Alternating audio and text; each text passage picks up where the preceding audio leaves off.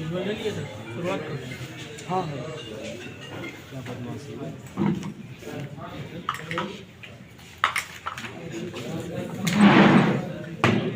मेरा नाम कन्हैया मिश्रा है। मैं माननीय उच्च न्यायालय में नियुक्त तौर पर कार्यरत हूँ।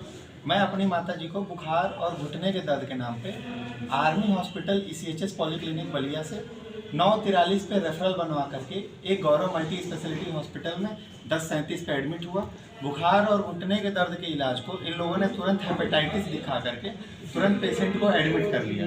6 दिन तक हमारी माता जी का इलाज किया गया। 6 दिन बाद 19 सितंबर 2024 को हमको वहाँ से इमरजेंसी में रेफ़र किया गया। तो जहाँ से हम इमरजेंसी में रेफ़र होने के बाद जो है वाराणसी में एडमिट किए। हमारी माता जी को लकवा हो गया था। 1.5 साल बाद जो है हमारी माता जी 27 अक्टूबर 2025 को एक्सपायर हो चुकी। 19/9/24 से जो है 2/10/2024 तक जो है हम वहाँ वाराणसी हॉस्पिटल में जो है एडमिट थे। डिस्चार्ज होने के 2 महीने बाद जो है हमें फ़ोन आया आर्मी अथॉरिटीज से, और ये शुभम हॉस्पिटल वाराणसी में उससे फ़ोन आया कि हमारा पैसा पास नहीं हो रहा है, आपको हमें गौरव हॉस्पिटल बलिया का सारा इलाज का पेपर देना पड़ेगा। फिर जो है हमें डाउट हुआ, क्योंकि ओरिजिनल कॉपी जिस दिन हम डिस्चार्ज हुए थे उस दिन हमको एक अलग कॉपी दी गई। फिर मैं गया हॉस्पिटल में। सबसे पहले तो हमें लड़ाई झगड़ा करके जो है वापस कर दिया गया। फिर मैंने आर्मी अथॉरिटीज़ को एप्लीकेशन लिखा, जिसके आदेश पे जो है हमें इनको आदेश दिया गया था कि ये हमको कॉपी प्रोवाइड कराएं। इस कॉपी से जो है इस आदेश को लेकर मैं अस्पताल में गया। हमसे एक एप्लीकेशन लिखवा के हमें एक कॉपी दी गई। उस कॉपी को ओरिजिनल जो कॉपी थी और जो दस्तावेज अस्पताल द्वारा मुझे दिए गए वो दोनों अलग अलग थे। अब फिर से मुझे डाउट हुआ, चूंकि सरकारी पैसा था और ये लोग को डिजिटली साइन करके वेबसाइट पे अपलोड करना होता है। इस चीज़ को लेने के बाद जो है मैं आर्मी अथॉरिटीज़ को एप्लीकेशन लिखा। आर्मी का एक बिल प्रोसेसिंग एजेंसी है BPA पोर्टल, जिसपे ये सारे के सारे बिलिंग्स को अपलोड करते हैं। मैंने आर्मी अथॉरिटीज़ को एप्लीकेशन लिखा। उस एप्लीकेशन से मुझे एक कॉपी प्रोवाइड की गई। अब मेरे पास 3 दस्तावेज मिले। एक ओरिजिनल कॉपी जो 19/9/2024 को हमारी माता जी को जिस दिन डिस्चार्ज किया गया था वो मिला था। दूसरा जो है 15/3/2025 को आर्मी अथॉरिटीज़ के डायरेक्शन पे हमें आदेश मिला था जो या इनको कॉपी दी जाए, वो मिला। और तीसरा कॉपी जो है हमें आर्मी अथॉरिटीज़ से मिला, जो कि ये आर्मी की वेबसाइट पे अपलोड किए हुए थे पैसा निकालने के लिए। सारा का सारा तीनों का तीनों डॉक्यूमेंट सब एक दूसरे से जो है फर्जी, कोई भी उसमें एक दूसरे से मैचिंग ट्रीटमेंट डॉक्यूमेंट्स नहीं थे। पेशेंट जो है 2024 में भर्ती हुआ है, 14 सितंबर 2024 का, और जो दस्तावेज हमें प्रोवाइड किए जा रहे हैं, जो आर्मी को प्रोवाइड की जा रही है, वो जो है 23 फरवरी 2022 की ECG रिपोर्ट्स मिल रही हैं। इन सारी कंप्लेंट्स के साथ उसमें जो है हमारे पेशेंट के साथ 2-2 बेड हेड टिकट बनाए गए। वो जनरली होता क्या है, जब एक ही हॉस्पिटल में जब इनिशियली कंडीशन में जब जाता है पेशेंट, तो एक bed head ticket same day पे 14/9/24 को शाम को 7:30 बजे करीब वेबसाइट पे अपलोड कर दिया जाता है। हमारी माता जी 19/9/24 को डिस्चार्ज होती हैं उस हॉस्पिटल से। 30/9/24 को एक नया दस्तावेज बनाया जाता है 14/9/24 के डेट में।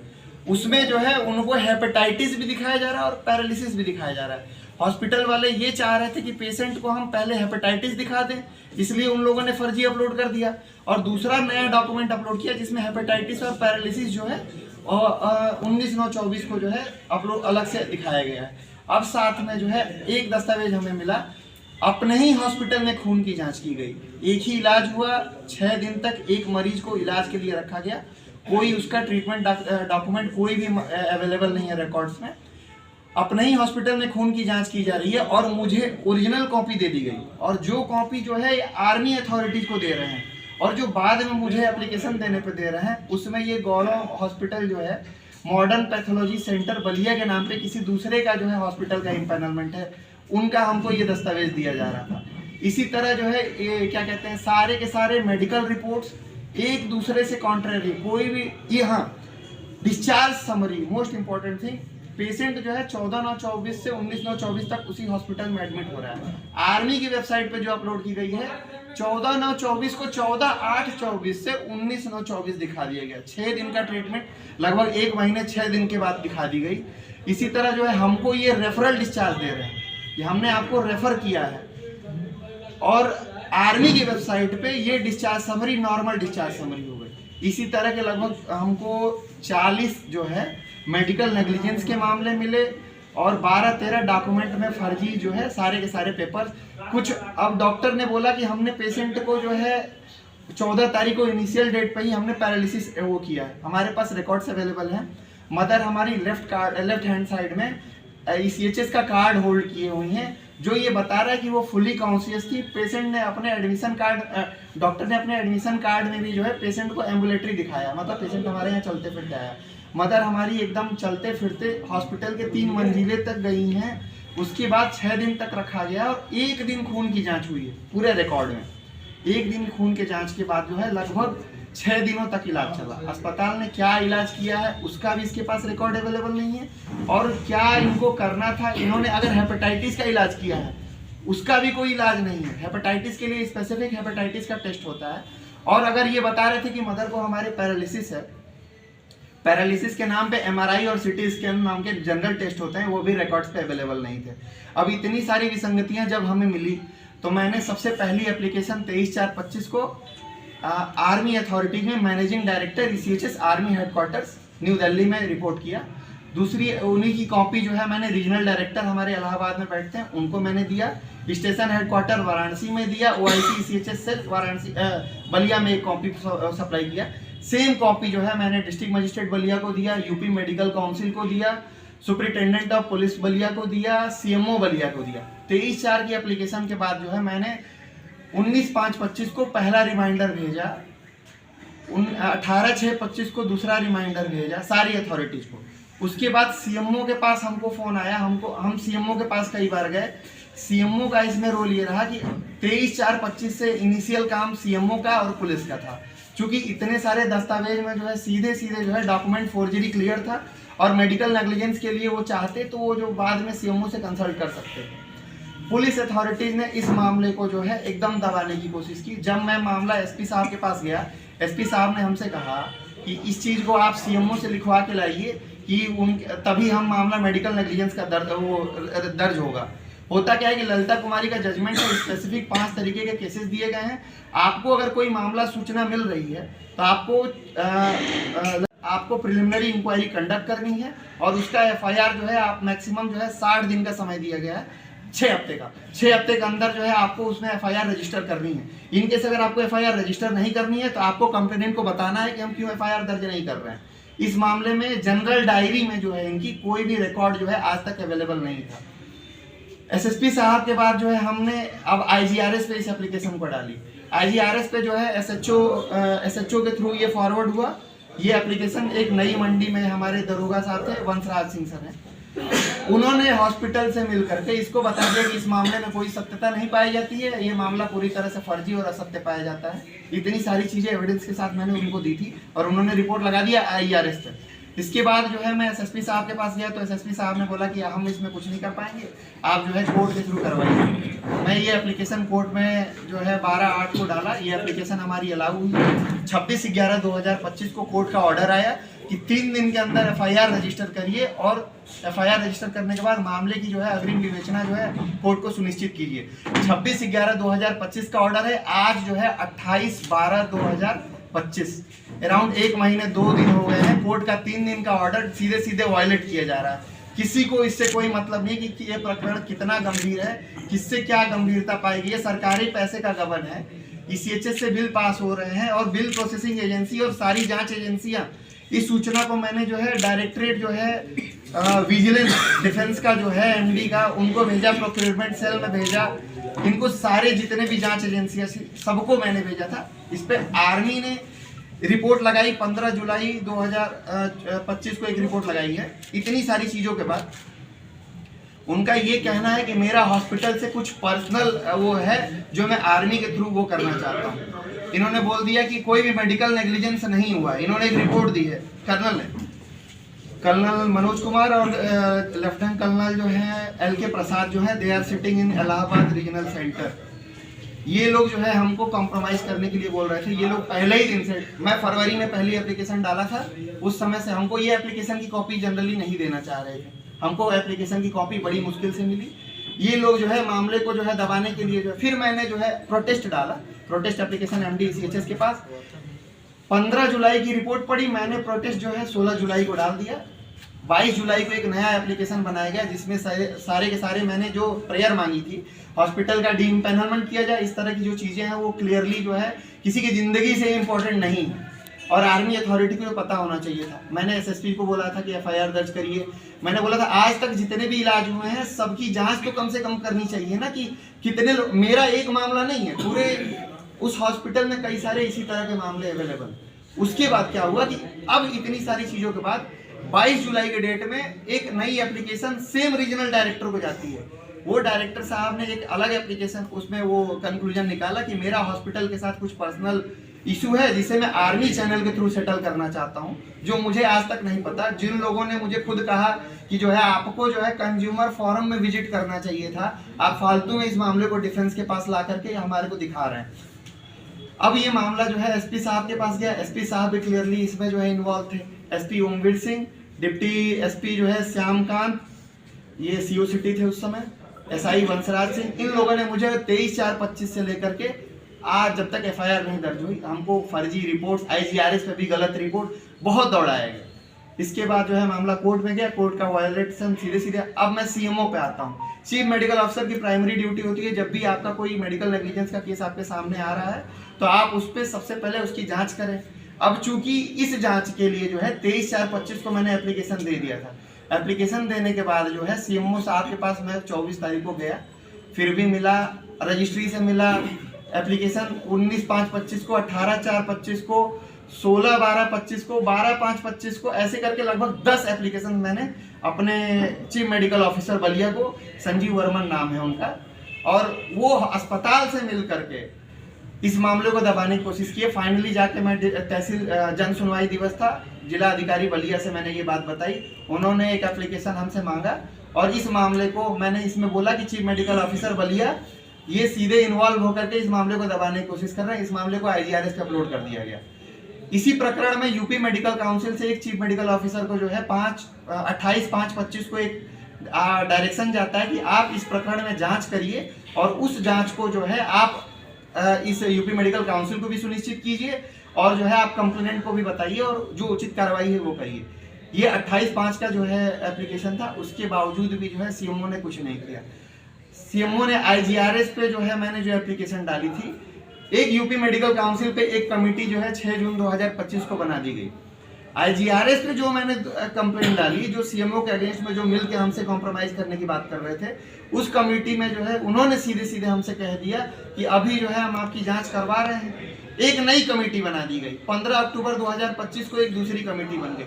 एक ही इलाज की जांच करने के लिए इतने सारे फर्जीवाड़े होने के बाद, इतने सारे इलाज के पैटर्न्स गलत होने के बाद, इतनी सारी चीजें, डॉक्टर एक लाइन नहीं बता सकता कि इसमें कौन सा इलाज सही है। और ये बात chief medical officer, superintendent of police, deputy SP, जितने भी लोग हैं, ये यूपी मेडिकल काउंसिल, साथ में जितने भी अधिकारी हैं, डिफेंस के अधिकारी हैं, मेरे सामने आके कह दें कि एक लाइन इसकी सही है। इसको हर तरीके से दबाने की कोशिश की गई। तब मैं न्यायालय में गया। न्यायालय का आदेश जो है 26/11/2025 को आया। लगभग 1 महीने 2 दिन हो गए हैं, आज तक एक एफआईआर भी नहीं हुई और ना ही गिरफ्तारी हुई। डॉक्टर्स को जो है जैकब मैथ्यू में जो है डायरेक्शन है कि डॉक्टर्स को सीधे सीधे अरेस्ट नहीं करना है। डॉक्टर को अरेस्ट नहीं करना है ताकि उनकी इमेज बचाने के लिए बात कही गई है। ये नहीं कहा गया है कि आप जो है अगर फोर्जरी करें तो भी आपके लिए स्पेसिफिक प्रोटेक्शन है। ऐसा कोई प्रोटेक्शन हमारे लॉ में अवेलेबल ही नहीं है। अब नए लॉज के हिसाब से जो हमारे देश में जो है नया लॉ है, भारतीय न्याय संहिता और नागरिक सुरक्षा संहिता जो है हमारा भारतीय नागरिक सुरक्षा संहिता 173(3) कहता है कि अगर आपके पास प्राइमा फेसाई कोई भी मेडिकल डॉक्यूमेंट है, अगर ऐसा कोई भी मेडिकल कंडीशन या कुछ आ रहा है, एफआईआर आपको 14 दिन के अंदर रजिस्टर करनी है। आपको परमिशन लेनी है तो आप डिप्टी एसपी रैंक के अधिकारी से जांच करके आप जो है अपना वो कर दीजिए। इस मामले में मुझे लगभग सारे के सारे जिला प्रशासन से लेके defence authority, chief medical officer Ballia, district, इस मामले के लिए जो है इतना सब हो गया। मैंने एक ज्वाइंट एप्लीकेशन सारे के सारे रिकॉर्ड्स के साथ एक जिला अधिकारी के पास लेके गया। जिला अधिकारी महोदय ने हमें लेके आ रहे हैं, आप इसे लेके चले जाते उधर सिविल साइड में तो आपका बहुत फायदा हो जाता। मैं उनसे भी एक बात पूछना चाहूँगा कि आप अपनी माँ का सौदा कितने में कर लेंगे? अगर आपकी माँ के साथ यही कंडीशन हुआ तो आपको कितना पैसा मैं दे दूंगा और आप कॉम्प्रोमाइज कर ले जाएंगे। इसी तरह सारे के सारे अधिकारी, जितने भी लोग इन्वॉल्व थे, अस्पताल प्रशासन से सीधे मिले हुए हैं। और इतनी सारी चीजें जो रिकॉर्ड पे हैं, मैं किसी भी आदमी से पूछूंगा तो इसमें क्या किसी का रोल है जिसमें मैं अपनी गलती किया हूँ। मैं एक एडवोकेट था, इस मामले में मैंने इतनी सारी, ये हमारी पूरी एप्लीकेशंस पड़ी हुई हैं, ये मैं दिखाना चाहूँगा। ये 23/4/25 की 86 पन्ने की एप्लीकेशन है, जिसमें मैंने सारे रिकॉर्ड्स लगा करके सारी अथॉरिटीज को, एमडी सीएचएस से लेके UP director regional centre, UP medical council, district magistrate Ballia, CMO Ballia, SSP Ballia, OIC CHSL Varanasi, OIC CHS polyclinic Ballia, ये पहली एप्लीकेशन थी हमारी। इसके बाद जो है अस्पताल का जब मैं डॉक्यूमेंट आपको दिखा रहा था, ये 4 डॉक्यूमेंट्स के साथ अस्पताल ने मुझे वहां से डिस्चार्ज किया।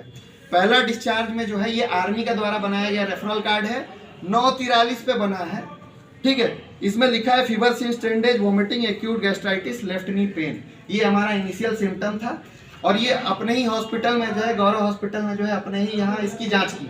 ये 4 पन्ने से इसमें रेफरल डिस्चार्ज दिखा रहा है, ठीक है। ये हमको ये कॉपी दे रहे हैं एप्लीकेशन पे आर्मी की अथॉरिटीज पे। इन्होंने एक बेड हेड टिकट बना दी, जो दूसरी बनाई जा रही है इसमें हेपेटाइटिस और पैरालिसिस दिखा रहे हैं। अपने 19 तारीख के प्रिस्क्रिप्शन में यहाँ पे लिख रहे हैं due to uncontrolled hypertension patient develop left sided weakness uttering of speech refer to higher CHS empanelment centre. 19 तारीख को रेफर कर रहे हैं ये उसी चीज के लिए, और यहाँ ये पैरालिसिस दिखा रहे हैं 14 के डेट में।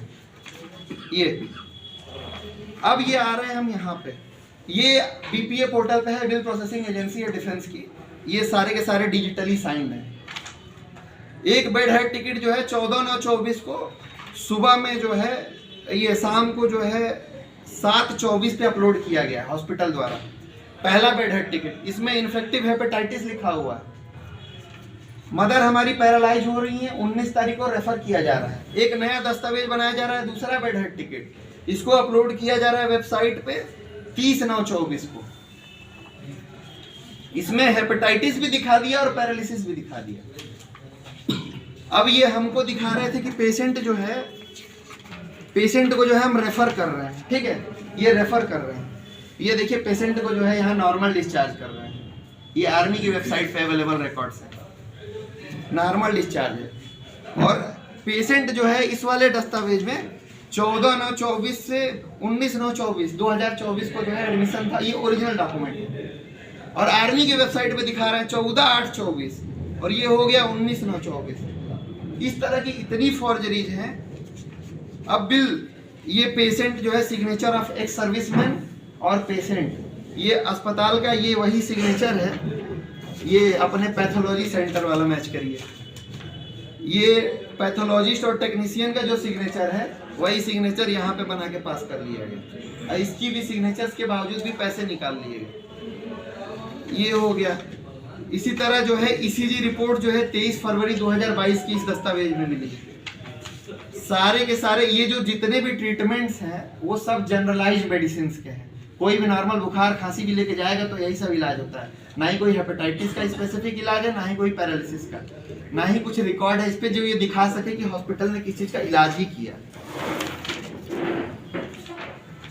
इस इतनी सारी चीजें होने के बाद मैंने स्वास्थ्य सेवा महानिदेशक को एक एप्लीकेशन लिखी, जिसमें मैंने चीफ मेडिकल ऑफिसर बलिया को 23/4/25, 19/5/25, 24/5/25, 18/6/25, 28/5/25, 6/6/25, 4/10/25, 15/10/25, 12/11/25, 12/5/25, इन सारे एप्लीकेशंस के साथ मैंने बोला कि सीएमओ ने अपने पद का दुरुपयोग किया है, इनके खिलाफ उचित कार्रवाई की जाए। इस पे भी अभी तक हमारे पास कोई रिमाइंडर नहीं आया। इसके बाद जो है जब कोर्ट का ऑर्डर आ गया तो डॉक्टर हमें सीधे सीधे जो है डराने धमकाने की कोशिश कर रहे थे। मीडिया में भी बोल गए कि हम मानहानि का दावा करेंगे और देख लेंगे बहुत जो होगा। कुछ लोग हमको फॉलो करने लगे थे। मैंने 1-2 लोगों को बताया, फिर फाइनली मुझे बोला गया कि आप एक एप्लीकेशन लिख के फॉरवर्ड कर दो। पुलिस महानिदेशक लखनऊ, मैंने इनको एप्लीकेशन फॉरवर्ड की। साथ में जो है मैंने IGRS की प्रति लगाई, जो पहले वाले SI ने जो है बोल दिया कि इस मामले में कोई सत्यता नहीं पाई जाती है। मामला 23/4/25 से चला आ रहा है, कोर्ट का ऑर्डर था, इसके बावजूद भी ना कोई गिरफ्तारी हुई ना ही FIR दर्ज हुआ। ये एप्लीकेशन मैंने 17/12/25 को भेजी थी। एक जो है प्रमुख सचिव गृह विभाग को भी भेजा था। आज तक इस पे कोई कार्रवाई नहीं है। मुझे डायरेक्ट थ्रेट मिल रहे थे, मुझे कोई भी सिक्योरिटी नहीं है, मुझे कुछ भी हो सकता था। हॉस्पिटल जब सीधे सीधे इतनी सारी चीजें, इतने लोग इन्वॉल्व हो रहे हैं तो मुझे सुरक्षा का जाहिर सी बात है मुझे खतरा है। ये मैंने कोर्ट का भी ऑर्डर लगा दिया था इसमें, ये हमको बोला गया कि 26/11 का ऑर्डर है। ये एप्लीकेशन मैंने भेजी है इनको 17/12 को। 17/12 को एप्लीकेशन भेजी है और 26/11 का ऑर्डर लगाया है कि 3 दिन के अंदर आप FIR दर्ज कर लीजिएगा। अभी तक इस पर कुछ नहीं हुआ। ये जो है इन्होंने लिखा है अपना IGRS पे कि कन्हैया मिश्रा ने जो है पूछकर बयान अंकित किया, जांच से ज्ञात हुआ कि आवेदक की मां का गलत इलाज किया गया है, उचित इलाज किया जा रहा था। चूंकि आवेदक की मां को गंभीर होने के कारण आवेदक की मां को हॉस्पिटल रेफर कर दिया गया। आवेदक की मां 14/9/24 से 19/9/24 को गंभीर बीमारी को देखते हुए वाराणसी रेफर किया गया था। आवेदक की मां को आराम न होने के कारण आवेदक को लगा कि उनकी मां का उचित इलाज नहीं किया जा रहा है। हॉस्पिटल के डॉक्टर व स्टाफ व अन्य लोगों से पूछकर आरोप की प्रथम दृष्टता प्रमाणित नहीं होना पाया गया है। आवेदक द्वारा लगाए गए अन्य आरोप असत्य हैं। ये SI साहब क्या पढ़े हैं हमको नहीं पता, कितनी ड्यूटी है, कितने बड़े पुलिस वाले हैं, इतने सारे एविडेंस होने के बाद इन्होंने ऐसी रिपोर्ट लगा दी है और वो भी IGRS पे लगाए हैं।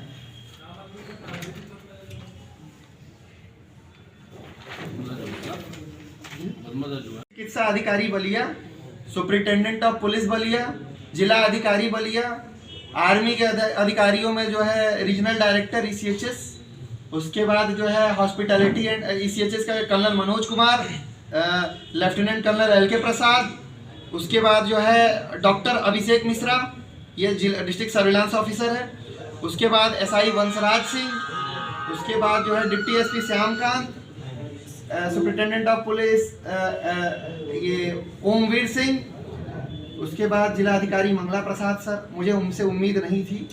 जितने भी लोग इन्वॉल्व हैं हॉस्पिटल में जो है CMO सीधे जो है इसमें इन्वॉल्व हो गए। उनको ये नहीं समझ में आया कि इतनी सारी एप्लीकेशन की प्राइमरी ड्यूटी एक चीफ मेडिकल ऑफिसर की होती है।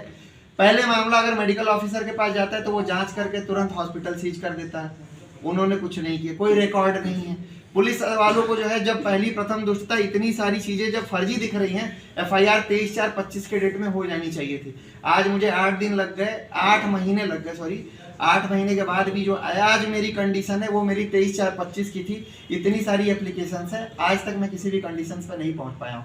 सीधे मैं माननीय मुख्यमंत्री श्री योगी आदित्यनाथ जी से जो है मैं रिक्वेस्ट करूंगा, चूंकि हमारी डिफेंस की सुप्रीम कमांडर माननीय राष्ट्रपति महोदय है, मैं उनसे रिक्वेस्ट करूंगा कि इस मामले की जो है एक हाई लेवल कमेटी अपॉइंट करके एक जांच की जाए और जितने भी अधिकारी इसमें इन्वॉल्व हैं वो इन सब लोगों के कंडक्ट से ये प्राइमा फेसाई 100% क्लियर हो रहा है। ये लोग अपने पद के लिए जो है उपयुक्त नहीं है, ये लोग अपने पद का जो है दुरुपयोग कर रहे हैं।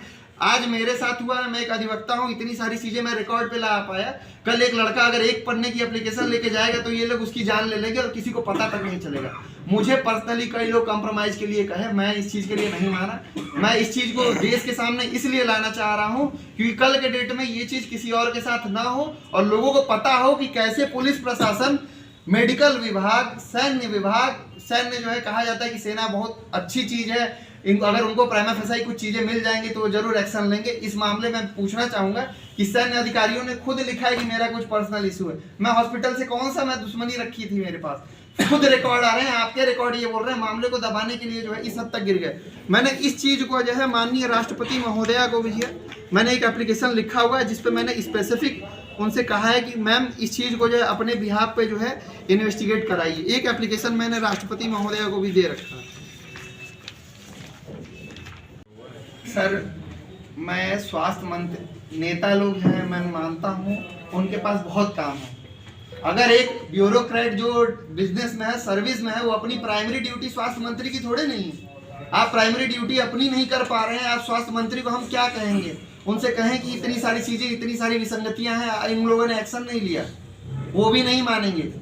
इसलिए नहीं मानेंगे क्योंकि प्राइमा फेसाई कोई भी चाहता है कि इस मामले को किसी भी तरह वो ना कर दिया जाए। मैं अभी तक जो है किसी भी मंत्री से नहीं मिला और इसलिए नहीं मिला क्योंकि मामला जो है गंभीर था। मुझे भरोसा था अपने देश के पुलिस प्रशासन पे, सैन्य विभाग पे, मेडिकल विभाग पे, एक साथ भरोसा था। फाइनली इन लोगों ने 100% क्लियर कर दिया कि यहाँ आम जनमानस की कोई सुनवाई नहीं होती है। ये पूरा प्राइमा फेसाई इनका कंडक्ट यही बताता है। अंत में मुझे भरोसा हुआ तो अपने न्यायालय पे हुआ।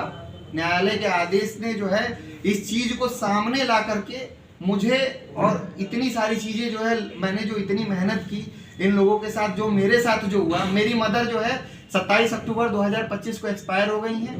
हमको जो है 19 सितंबर 2024 से जो है हमारी माता जी पैरालाइज थी, लगभग 1.5 साल की पैरालिसिस के बाद वो एक्सपायर हो गई। आज वो इस दुनिया में नहीं है। अब आप शासक आदित्यनाथ जी से और माननीय राष्ट्रपति महोदय जी से ये सीधे सीधे कहूँगा कि जो भी लोग इसमें डायरेक्टली इन्वॉल्व हैं उनके खिलाफ इंक्वायरी करिए, उनको सस्पेंशन डिसमिस करिए। They are not capable to get this type of जो है work, they are unfit for this job. चिकित्सा अधिकारी Ballia, superintendent of police Ballia, जिला अधिकारी बलिया, आर्मी के अधिकारियों में जो है रीजनल डायरेक्टर ECHS, उसके बाद जो है हॉस्पिटैलिटी एंड ECHS का colonel Manoj Kumar, lieutenant colonel LK Prasad, उसके बाद जो है डॉक्टर अभिषेक मिश्रा, ये डिस्ट्रिक्ट सर्विलांस ऑफिसर है, उसके बाद SI वंशराज सिंह, उसके बाद जो है deputy SP Shyamkant, superintendent of police ये ओमवीर सिंह, उसके बाद जिला अधिकारी मंगला प्रसाद सर। मुझे उनसे उम्मीद नहीं थी। जितने भी लोग इन्वॉल्व हैं हॉस्पिटल में जो है CMO सीधे सीधे जो है इसमें इन्वॉल्व हो गए। उनको ये नहीं समझ में आया कि इतनी सारी एप्लीकेशन की प्राइमरी ड्यूटी एक चीफ मेडिकल ऑफिसर की होती है। पहले मामला अगर मेडिकल ऑफिसर के पास जाता है तो वो जांच करके तुरंत हॉस्पिटल सीज कर देता है। उन्होंने कुछ नहीं किया, कोई रिकॉर्ड नहीं है। पुलिस वालों को जो है जब पहली प्रथम दुष्टता इतनी सारी चीजें जब फर्जी दिख रही हैं, FIR 23/4/25 के डेट में हो जानी चाहिए थी। आज मुझे 8 दिन लग गए, 8 महीने लग गए, सॉरी 8 महीने के बाद भी जो आज मेरी कंडीशन है वो मेरी 23/4/25 की थी। इतनी सारी एप्लीकेशंस है, आज तक मैं किसी भी कंडीशंस पर नहीं पहुंच पाया हूँ। सीधे सीधे मैं माननीय मुख्यमंत्री श्री योगी आदित्यनाथ जी से जो है मैं रिक्वेस्ट करूंगा, चूंकि हमारी डिफेंस की सुप्रीम कमांडर माननीय राष्ट्रपति महोदय है, मैं उनसे रिक्वेस्ट करूंगा कि इस मामले की जो है एक हाई लेवल कमेटी अपॉइंट करके एक जांच की जाए और जितने भी अधिकारी इसमें इन्वॉल्व हैं वो इन सब लोगों के कंडक्ट से ये प्राइमा फेसाई 100% क्लियर हो रहा है। ये लोग अपने पद के लिए जो है उपयुक्त नहीं है, ये लोग अपने पद का जो है दुरुपयोग कर रहे हैं। आज मेरे साथ हुआ, मैं एक अधिवक्ता हूँ, इतनी सारी चीजें मैं रिकॉर्ड पे ला पाया। कल एक लड़का अगर एक पन्ने की एप्लीकेशन लेके जाएगा तो ये लोग उसकी जान ले लेंगे और किसी को पता तक नहीं चलेगा। मुझे पर्सनली कई लोग कंप्रोमाइज के लिए कहे, मैं इस चीज के लिए नहीं माना। मैं इस चीज को देश के सामने इसलिए लाना चाह रहा हूँ क्योंकि कल के डेट में ये चीज किसी और के साथ ना हो और लोगों को पता हो कि कैसे पुलिस प्रशासन, मेडिकल विभाग, सैन्य जो है, कहा जाता है कि सेना बहुत अच्छी चीज है, अगर उनको प्राइमा फेसाई कुछ चीजें मिल जाएंगी तो वो जरूर एक्शन लेंगे। इस मामले में पूछना चाहूंगा कि सैन्य अधिकारियों ने खुद लिखा है कि मेरा कुछ पर्सनल इशू है। मैं हॉस्पिटल से कौन सा मैं दुश्मनी रखी थी, मेरे पास खुद रिकॉर्ड आ रहे हैं, आपके रिकॉर्ड ये बोल रहे हैं। मामले को दबाने के लिए जो है इस हद तक गिर गए। मैंने इस चीज को जो है माननीय राष्ट्रपति महोदया को भी है, मैंने एक एप्लीकेशन लिखा हुआ है जिसपे मैंने स्पेसिफिक उनसे कहा है कि मैम इस चीज को जो है अपने बिहाफ पे जो है इन्वेस्टिगेट कराइए। एक एप्लीकेशन मैंने राष्ट्रपति महोदया को भी दे रखा है। आदित्यनाथ जी से और माननीय राष्ट्रपति महोदय जी से ये सीधे सीधे कहूँगा कि जो भी लोग इसमें डायरेक्टली इन्वॉल्व हैं उनके खिलाफ इंक्वायरी करिए, उनको सस्पेंशन डिसमिस करिए। They are not capable to get this type of जो है work, they are unfit for this job.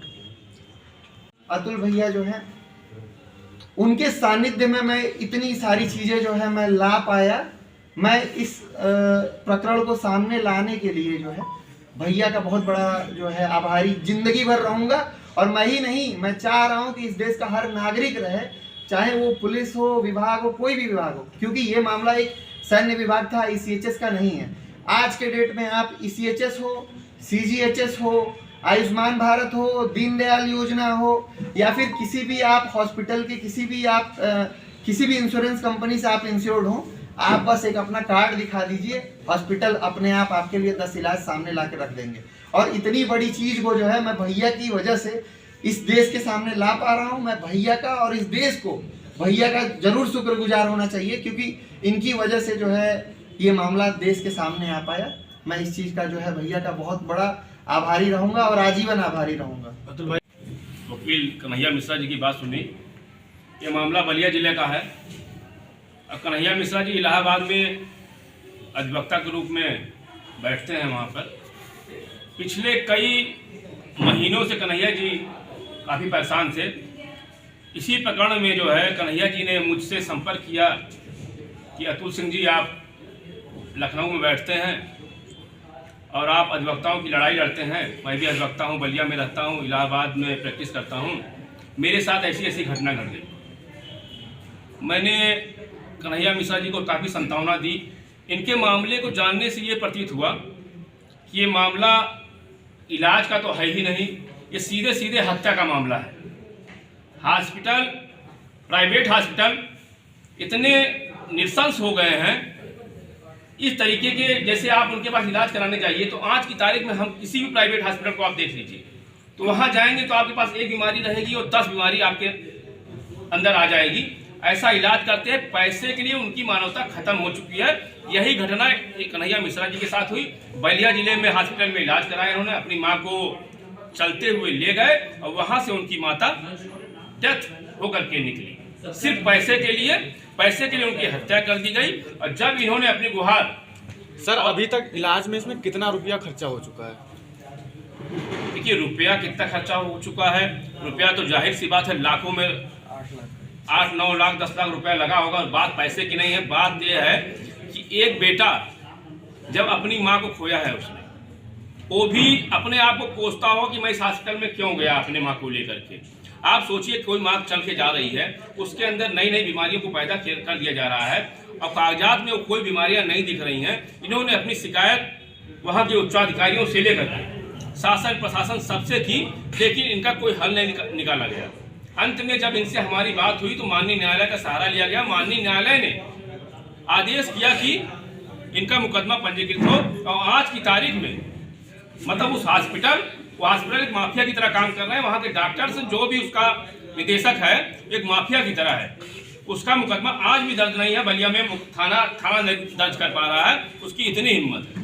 बताइए आज की तारीख में कन्हैया मिश्रा रो रहे हैं यहाँ पे और कन्हैया मिश्रा की आवाज़ उठाने वाला कोई नहीं है। आज ऐसी घटना, कन्हैया मिश्रा तो एक उदाहरण है भाई साहब। हमको लगता है कि ऐसे हजारों लोग होंगे जो इस तरीके से तड़प रहे होंगे और अपनी आवाज़ नहीं उठा पाते होंगे। आज की तारीख में कन्हैया मिश्रा जी को बताया जा रहा है कि आप इतने रुपए ले लीजिए, इतना पैसा ले लीजिए, लेकिन एक बेटा अपनी माँ के लिए लिया और उनका बेटा अकेला नहीं है, ये अधिवक्ता समाज का है। अधिवक्ता समाज इनके साथ है और आज की तारीख में लाखों अधिवक्ता प्रदेश का इनके साथ खड़ा हुआ, कदम से कदम बढ़ा के मिला के खड़ा रहेगा। और आने वाले समय में अधिवक्ताओं का नेतृत्व बदलेगा और नेतृत्व बदलेगा तो याद रखिएगा कि सबसे पहले योजना हम लोग की जो रहेगी वो अधिवक्ता परिवार के लिए होगी। अधिवक्ता परिवार को चिकित्सा व्यवस्थाओं की सुविधा उपलब्ध होगी और अधिवक्ता परिवार के लिए जो भी ऐसा कृत्य करेगा उसके ऊपर या तो रास्ता लगेगा या लाखों अधिवक्ता बुलडोजर लेके खुद जाएंगे, उस हॉस्पिटल को नेस्तनाबूद कर देंगे और एक एक ईंट उस हॉस्पिटल की उठा करके हटा देंगे।